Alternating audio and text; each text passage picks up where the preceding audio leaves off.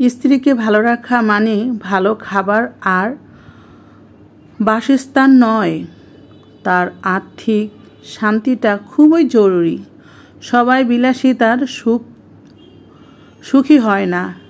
একজন স্বামী মানে যার হাত ধরে তার স্ত্রী সব ছেড়ে সারা জীবন কাটিয়ে দিবে। তার ফলে তার সব গুণ থাকা প্রয়োজন, অথচ সমাজ স্ত্রীর পিছনে লেগে থাকে তাকে জাজ করতে। আপনি জানেন না আপনার স্ত্রী ত্যাগের গল্প।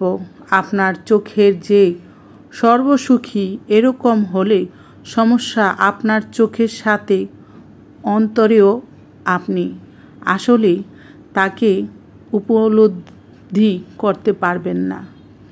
একটা স্বামী শুধুই জীবনের সঙ্গী নয়, বরং বাবা মায়ের স্নেহ ও আশীর্বাদাতার স্ত্রীর উত্তম বন্ধু। অথচ আপনার মধ্যে ইগো কাজ করে।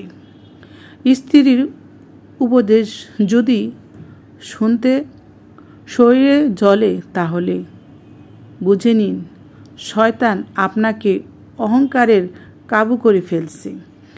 স্ত্রীর প্রতি যেমন স্বামীর ভালোবাসার মানুষটিকে খুঁত না ধরে তাকে বোঝান যে আপনার দেখা পৃথিবীর সব থেকে সুন্দর নারীটা আপনার সন্তানের মা।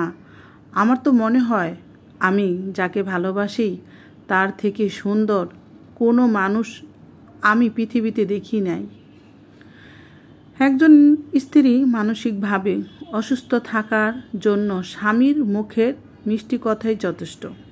ভালোবাসা অসম্ভব সুন্দর, সবসময় সুন্দর যদি ভালোবাসার মানুষটার যত্ন নেওয়া যায়, তাকে আগলে রাখা যায়। পরম ভালোবাসা ঠিক থাকলে আর ভালোবাসা ভরা চোখে নিয়ে ভালোবাসার মানুষের দিকে তাকালে বুঝতে পারবেন তার সেই ক্লান্ত মাখা শুকনো মুখ আর এলোমেলো চুলে সে কত সুন্দর।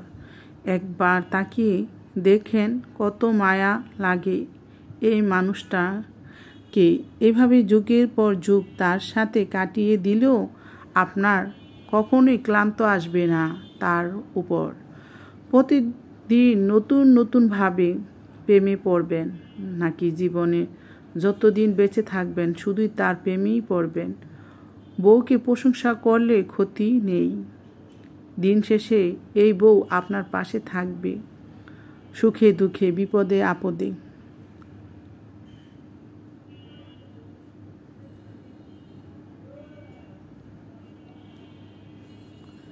একজন স্বামীকে খুব বেশি সাপোর্টিং হতে হয় উত্তম জীবনসঙ্গিনী না পেয়ে জীবনটা এত বেশি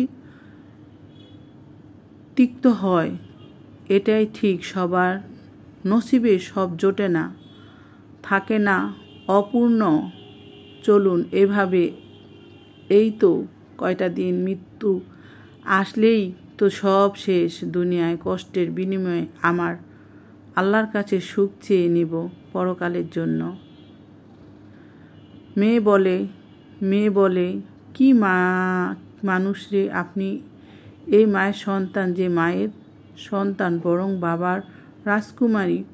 আচ্ছা, কোনো আইনে লেখা একটা মেয়েকে সহ্য করতে হবে না রাষ্ট্রীয় আইনে